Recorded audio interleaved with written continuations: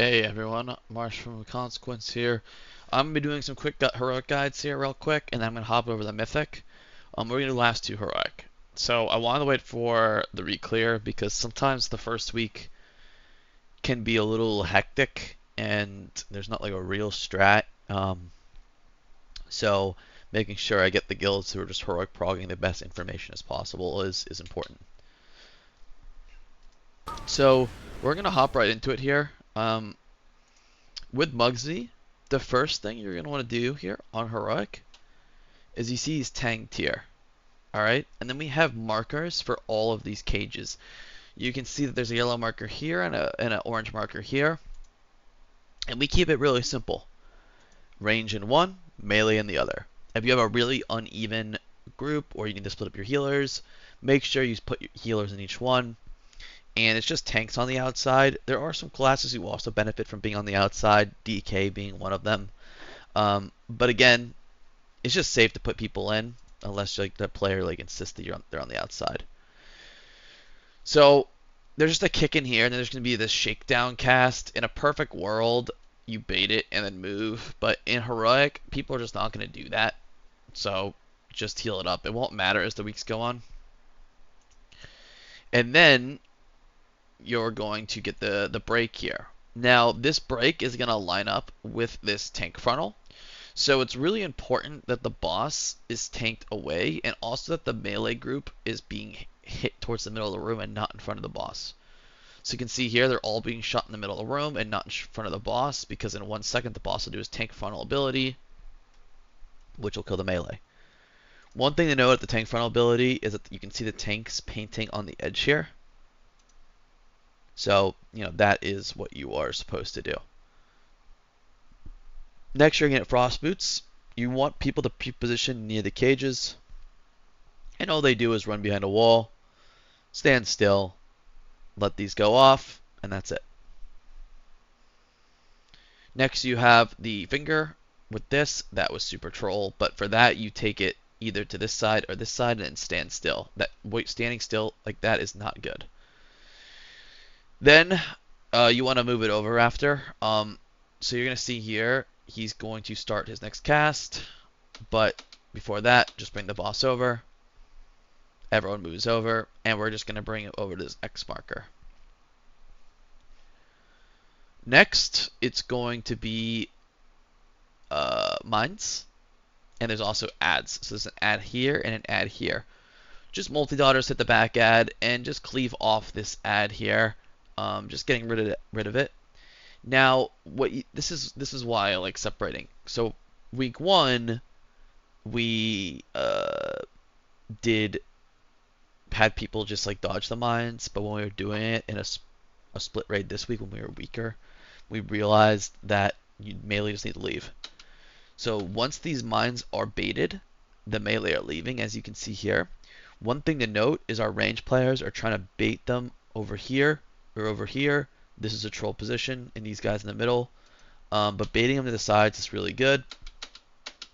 And then what we do is we have the tank stand in one of the mines, just to auto pop it. And then we have some range calling out in voice, I got next, I got next, I got next. You can't do 2 pops back to back. So one player needs to do each, but we try to take out as many as possible. When this group soak comes out, this player just needs to get to the wall. So you can see he's one of the soakers, but he just runs the wall over there. And then melee just step in and the range finish off these. Next, you're going to get this. This is a tank frontal. You just stand still. Whoever gets targeted, the tank intercepts it. And you can see the melee been cleaving off this ad, taking it out, finishing it off. Once the tank frontal happens, that line, the player affected needs to run out like this. You're going to get a spray and pray, point it out of the group, stand still. And you see this full energy cast here. This full energy cast, you're just going to move over. And then we're back in the brown side of P1 here. So you can see we have Marcus here. These are a little close, but it's the same concept. Melee in green, purple in range in purple. You want to leave an opening every time. I didn't mention that, very important. If you overlap these on the boss or the ads, they will enrage. Same concept. Try to dodge the shakedown. When this ad's breaking out, don't get knocked in front of the boss because you're going to see here. Also, this is what I mean. Some classes are just better outside, um, but it's okay. So they're going to get knocked out of the shakedown, not in front of the boss. The range group's coming out next. And then we get frost boots, same concept. Same concept. They're going behind the walls here. So I'm telling them the pre-stand left here. They're going to go behind the walls. They're going to come out. We have finger gun again. Just point this out of the raid. This was a much better positioning. Just stand still, spot heal them. Dodge the circles. And then we're going to cross over here before full energy. When the majority of players are over, it will phase. And then this is what was tricking us up on our reclear. Because the first week we 30 stacked in and we bullied this boss down. But now we actually have to think. So if you can beat these mines in a few weeks with the stacking debuff, just push. Push this boss, beat these mines. These are super annoying. After this, there's a group soak. So you have an option to make. Option 1, push before the second mines come out. Option 2, hold damage until the group soak. And I'll explain it. So you're going to see here we're targeting the shocker because we're going to stop damage. So in our first week, we just pushed through this. We already were phasing. Now what's happening is, again, the range are baiting the mines on the outside, and we're moving in. Now the melee have left, they're going on the other ad, and we're stopping damage as a group. We still need to deal with these mines. We do not really want to deal with these mines in the intermission in the third phase because they're going to blow up and make it really annoying to soak. So you can see here, we've stopped at 41. We're trying to finish the mines, and now we get this group soak. It's not worth trying to push between the mines and the group soak because you can see still here, there's still mines up. In a perfect world, you can just pop all the mines with different players and get all the soaks, but it's just too tight. So for this one, what we do is we send in immunities. So you can see all our paladins are in there, bubbling, and they are not going to get the debuff. Now, any immune can do it. If you do not have 5 immunities, you can send in the range group or part of the range group to soak in. I'll talk about that in the next phase. But you can see here, if you have 5 immunities, and most raid do, you stack them in there on the wall. Now, since that's done, we're going to get this tank frontal, but it's going to cancel, and we're just going to push. We push here. We lust right, so it's going to go 2 minutes, use 2 minutes, use 2 minutes, hold 2 minutes till lust is the plan here. So we lust on that third set. Now he's just going to charge a random player. Don't overly think this. Just move to him and dodge. This beam will destroy you, so just be really careful. I'm pretty sure he baits to a player. It's still kind of hard to tell, so ideally you want to like bait him in the middle of the room just so it's easy to get things out of this phase. So you can see here we're burning them down with lust, and now it's just a test of living 1 overlap, realistically. So what's going to happen here is you're going to get mines off the rip. You need to have people move out of these mines. So many wipes were caused by people stepping on mines. You got to do it one at a time. Same concept. Watch your debuff from the last one because you might not be able to soak. But we have a tank do 1, and then we just have range call out, who's getting what, who's getting what.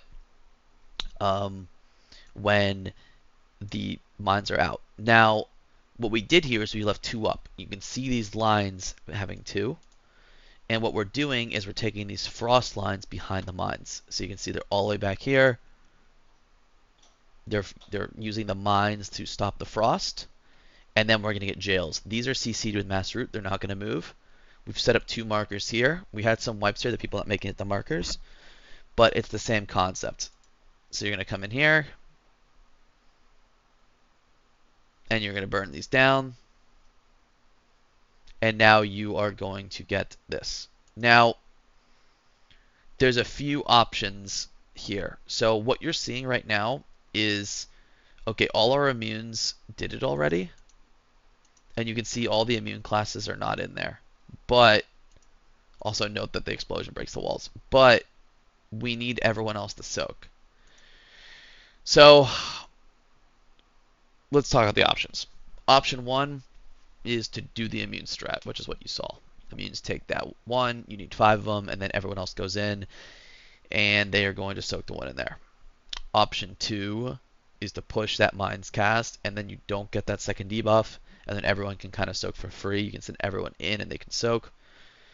Option four is on the last phase there, when we immuned it, you can send in like every player um, that can get the debuff to soak that one.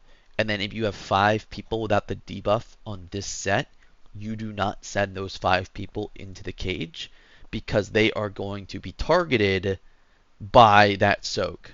You cannot be targeted by that soak if you have the debuff. So those are the 3 options. We just found this one being the most consistent. We've done another op and we pushed the boss before, which is definitely the safest. So you just gotta think about like how you're gonna handle this overlap. Your whole strat revolves around it. Now, outside of this, we're finishing off the remaining mines because they're going to go into rage, so players are hitting them.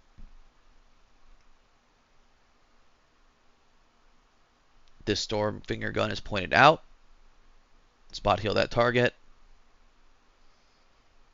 You stand still with this. Tank takes it. Double whammy. This guy's got to get out of the group. He's stunned for a second. He runs out. Spray and pray goes away. And then we're going to kill it before this, but there's a Mind's Cast here. This is basically the Enrage. So what you do is you drop mines here, you move over here, you mass root them. You get frost shoes, you take the frost shoes behind the mines like you did before, but they're all mass rooted, you're not touching them. And then the boss enrages and kills you. So that's the last overlap, which you're not going to see here. But that is Muggsy. If you can nail those cage overlaps and come up with a plan, you will kill this boss. And if you figure out how you're going to push P1 to P2, you will kill this boss. Just know what you want to do instead of just like randomly pushing and randomly hoping the right people get targeted by the circle, because you can bait who gets it. So hopefully this video was helpful, and I will see you for her Gallywix next. Thanks.